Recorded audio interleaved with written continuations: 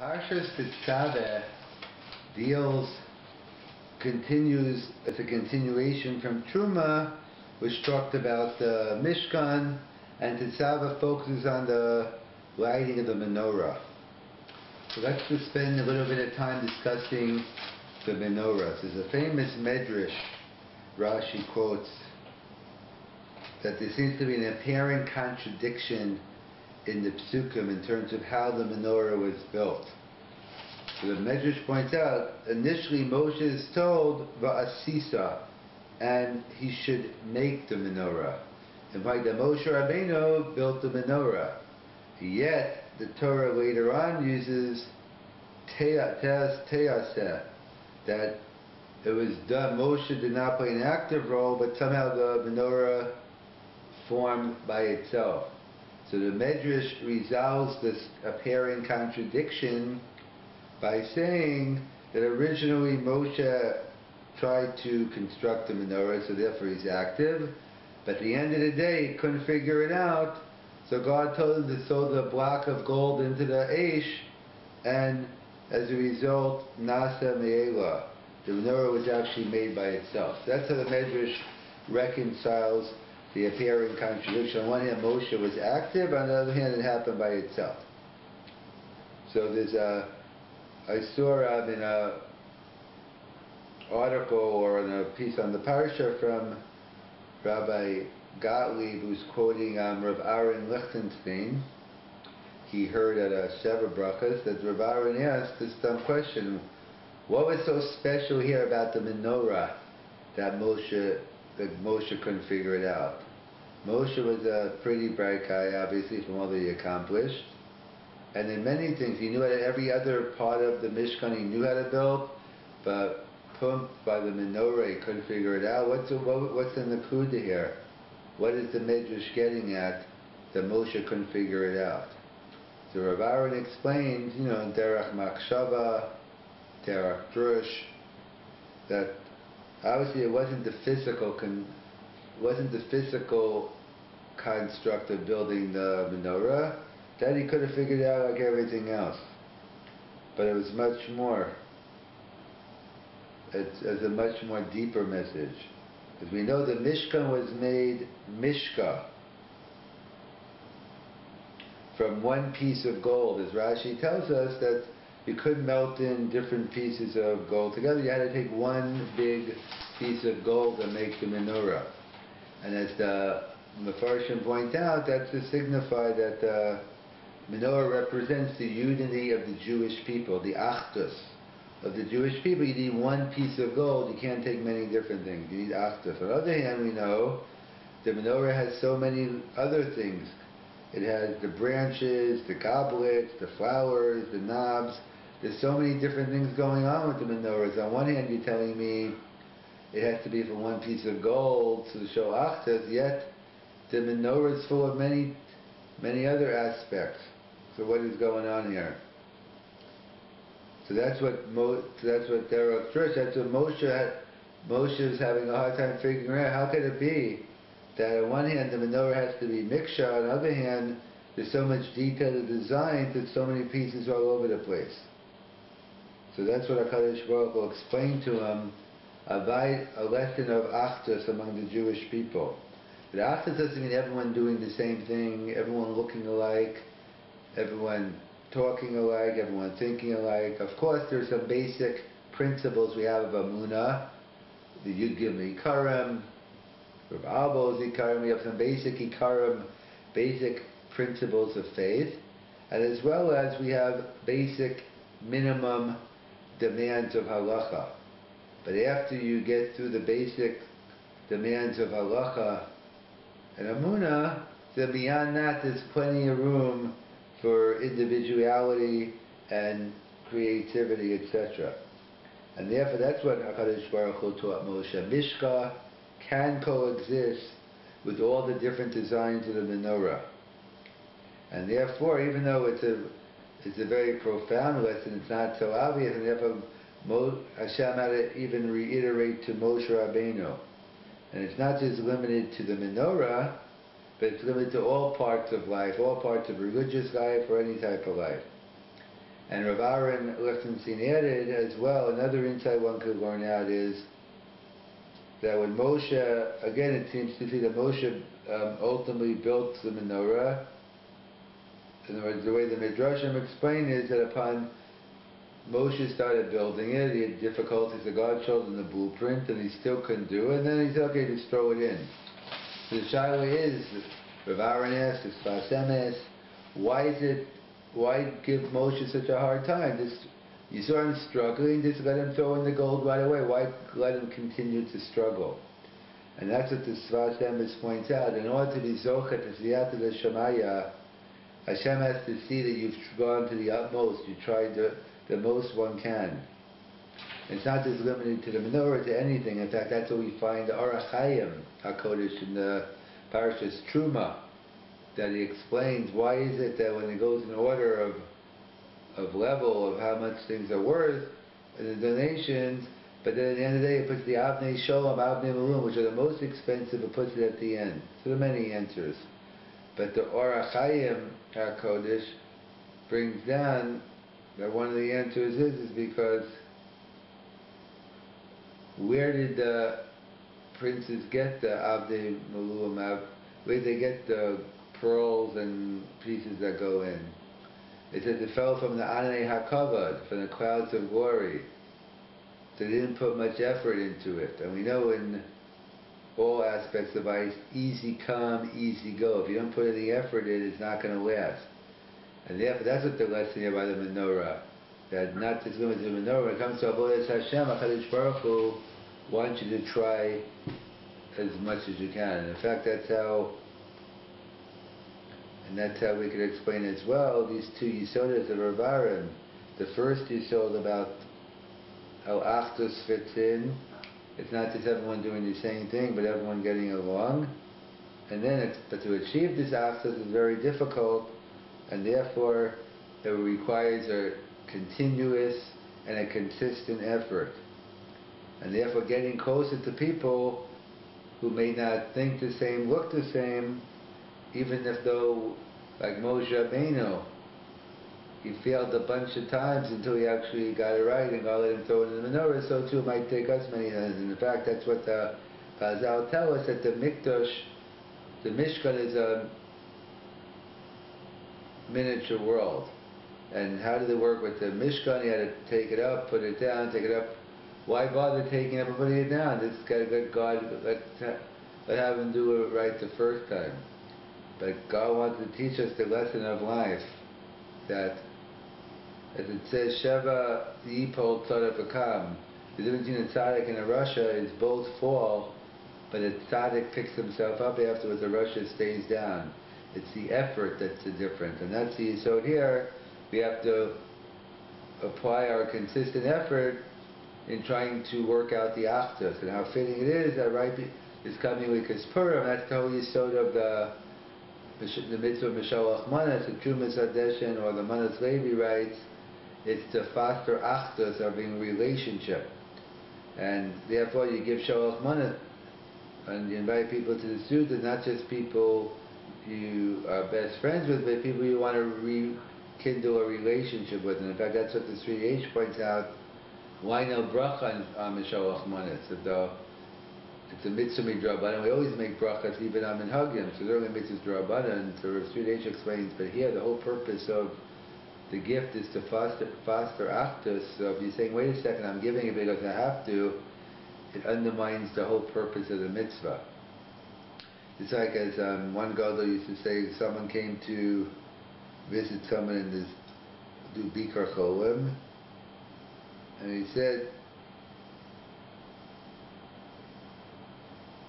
I'm coming because I have a mitzvah bikar cholim. I'm coming because I have to come. So the person said, well, if you're coming because you have to come, you don't care about me, then get lost. I don't need you here. In other words, not that of course there should be that. There is an aspect of doing it because God said, but that's not the thing we emphasize. You have to feel the pain of the other individual, whether it's a cholah, nicham avelim, etc. And that's the yisod here.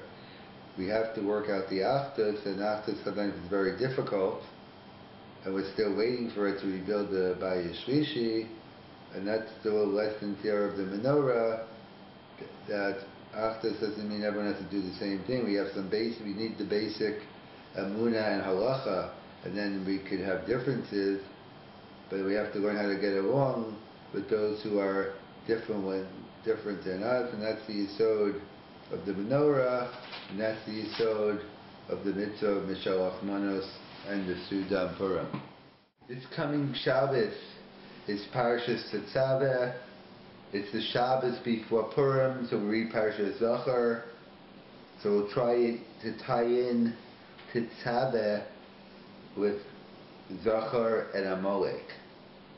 So Tetzaveh deals with the mitzvah, many things, but one of the focus is the Hadlakas Haneros. Tetzaveh, and it talks about the Hadlakas Haneros. So in general, we know Moshe Rabbeinu's Nevuah was different than all other prophets. The Rambam talks about it, that he spoke Panim el Panim, but the other prophets, God just came down when they were in a dream, they were spaced out. And that's the Pshat by Avram Avinu, when Avram was speaking to God in the beginning of Parshat Vayera. We know, we learn out the Gemara in Shabbos, learns that the Halacha Gedola Hachnas Zarcha Mikabalas B'nei Hashchina. Greater is the mitzvah of entertaining guests than speaking to God. We see Avram left God and took care of the guests. So we learn it out from Avram Avinu. But how did Avram Avinu know it? So Nitzan Alpert explained and others that because Avram normally every time he spoke to God he was in a spaced out dream sleeping stage. He never really saw anything clearly. But all of a sudden in the middle of speaking to God he sees these three angels dressed up as people. He says, what's going on here? Why is God showing me these people? So Avram was nobody's fool. He realized God was teaching me a lesson here. I should take care of these people. So we learned it out from Avram Avinu. Who did Avram Avinu learn it out from? From HaKadosh Baruch Hu B'chvoldo V'yatzmo. So we know Moshe Rabbeinu had a special level in Nevuah. However, as the Ramban points out, that basically, but that the Nevuah, basically the assumption is many assume only came Bayom during the day. So the Ibn Ezra as well points that out, that normally Hashem spoke to Moshe normally during the day, based on the Mechilta of Shema Yochai. So the Ibn Ezra says, but what was the reason? The reason why is because daytime you could see, it has illumination. So the Ibn Ezra has a big chiddush that it's Kol Zman Moshe Rabbeinu stood near the menorah. So even if it was at nighttime, HaKadosh Baruch Hu would appear to Moshe Rabbeinu. In fact, that's the famous Meshech Chochmah. V'yichu eilecha. Moshe will benefit. Take the menorah for your benefit, because you're going to benefit now. You'll be able to speak with HaKadosh Baruch Hu at all times, even at night. That's also the Meshech Chochmah we had a couple of weeks ago about in the Midbar, perhaps B'choles, because of Anei HaKavod. But either way, we'll come back to it. So the Chiddush of the Ibn Ezra is that it wasn't night versus day, it's light versus darkness. So when Moshe was near the menorah, so he was able to get his Nevuah. Along those lines, we find a similar halacha in two other places. There's one in Chosh and Mishpat, where we're familiar with the Sma, the Sefer, the Heroes Einayim. So he quotes in the Ramah the halacha of Ein Danim Balayla. You know, when Beis Din meet, they meet during the day. At least to begin, as the Ramah says, Ein Danim Balayla Tchilas Hadin. You're permitted to begin during the day and finish at night, but one cannot begin a Din Torah during nighttime. That's the Ramah. So comes along the Sma and says there's a halacha, a blind person, someone who's blind in both eyes, can't be a dayan. He's puzzled to be a dayan. Why? Because he can't see the people. And if you can't see the people, you really can't read the body language. It's not enough just to hear people. You know, you get a totally different.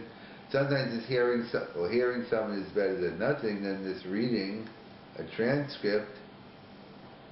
But seeing someone being there, sometimes even before they even say what they have to say, you read the body language, you walk home, you see the expression on your child's face, your wife's face, or that's worth more than 1,000 words. So a dayan who can't see with, a blind person who can't see with both eyes, he's possible to be a dayan. So too, that's the reason why the Shema says, at night you don't don a case of night because you really can't see the people. It's not fair to the situation. You can't judge them properly. However, the Shema says if no reasons why you can't see them, but if you're going to have the court, Beneiros Habalayla, and today with electricity, so therefore mutter l'dan afil l'chadchila balayla. So therefore it's permitted to judge even at night in the beginning because that's now you can see the body language. So we see the evidence Ezra says it by menorah. Moshe Rabbeinu was able to extend his nevuah to the night, and we see by the Shema by din Torah. And the third one tied into Purim itself is the Gemara tells us in Megillah Daf Zayin Beis. We know there's a Chiyuv Sudam Purim, one of the many mitzvahs Hayom, Bishal Achmanas, Matanos Ravyonim, Kriyas HaMegillah, etc. That one of the mitzvahs is Purim. And the Gemara says, we assume in general the Iker mitzvahs of Purim are during the day. That's the Tosfos points out. That's why even though we make a Shachayanu at night, but the Iker Shachayanu is during the daytime, and therefore you make a Shachayanu in the morning on the Kriyas HaMegillah. So the Gemara says, like all other things, you can't do Shalach Manas at night. If one is Ochel Sudas Purim Balayla, there is a discussion maybe you should have a meal Balayla. But you're not Yotzi Yisudas Purim Balayla if you didn't eat it during the day. That's the Gemara. So comes along the Beis Yosef, who quotes from the Orchas Chaim. However, if you eat a meal, why aren't you Yotze at night? Because you eat a meal, part of the Hana is seeing the food. That's why the Gemara says a blind person is never really full, because they're never satisfied because they can't see the food, and that's why we have a special halacha. Halachas near Shabbos Yanta De'i or Hanir, because it's a different feeling to eat when you can see the food. So therefore, the Orchas Chaim learns the Gemara, Ochel Sudas Purim Balayla, it's Ka'ein Laila, it's not really Laila. Doesn't mean night versus day, it means darkness versus light. So if you eat the Sudas Purim at night, but with the light you are Yotze. So even though we don't pass them like these Shitas, but what do we see? We see from Megillah Balayla, the Orchas Chaim, Paskins with the light, it's okay to Shema by Danim Balayla, and as well as the Even Ezra. So what do we learn out from here? What's the connection to Amalek? So today we live in Golus. We live in darkness, we live in Choshech, we don't have prophecy, we don't really know what's going on today. There's a lot of confusion going on. We don't have the clarity like they had when you wanted to know what's going on. You go to Moshe Rabbeinu, you go to a Navi and you find out. We don't have the clarity today. And in fact, Amalek, the Gematria, I'm not big into Gematrias, but the famous Gematria of Amalek equal Suffolk. That the purpose of Amalek is to create doubt, is to cause confusion, and to have lack of moon in Hashem or other areas. And we know the purpose of Amalek is to create doubt, and as a saying not in Chazal, but it's a question whether Ramah said it, who said it, but we know the Iker Simcha is when a person gets to remove the doubt. Let's say you're struggling to work out a sugya, and all of a sudden you figure out, the light bulb goes on. Wow, that's the ultimate simcha. Or you figure out this is for a shidduch or something else. When you remove a doubt, that's called the ultimate simcha. So Amalek brought darkness to the world, so therefore created doubt. And how do we beat the Amalek? By attaching ourselves to light, by the halakas haneros, to attaching us to different Talmidei Chachamim, rabbinic figures or mentors who could lead us on the right way. And that's what Purim is, it's a Kimul B'Kibbul HaYehudim, it's a Kabbalah's Torah in its own right, and as we say, it says Hashem, what's the Haisa? Ora V'Simcha. Ora is Torah, that's the light of Torah that we shed light. So to summarize, we pointed out that we have the Even Ezra by Moshe Rabbeinu with the candles, that he give and speak to God at night. We had the Sma, you can even done in Balayla, and we have the Sudas to Archas Chaya. But as the Mefarshim point out, that there's many ways, whether it's through lights, music, food, like the prophets used to say, let someone play some music to get me into the mood, get me into the mode. We know the mood plays a tremendous position, therefore adding light makes a big difference. In fact, that's what we find by Yitzchak when he wanted to get the bracha. First he said, give me a nice piece of, a nice piece to me, let me feel, to get in the mood. All these things involve being in the right mood. Nevuah, the Suda, and Danim, you have to be in a proper frame of mind. So therefore, the Or Hanir would make a difference. But but like mitzvah Mila or Shofar, obviously that has to be done during the day, nothing to do with Or Hanir. And that's the Yisod that Amalek creates Safek. And how do we destroy Amalek? Through Torah, through Or. And because they create Safek, and we take away the Safek and create Simcha, and we fight it through the menorah, through Torah, and that's how we defeat Amalek through Jewish education.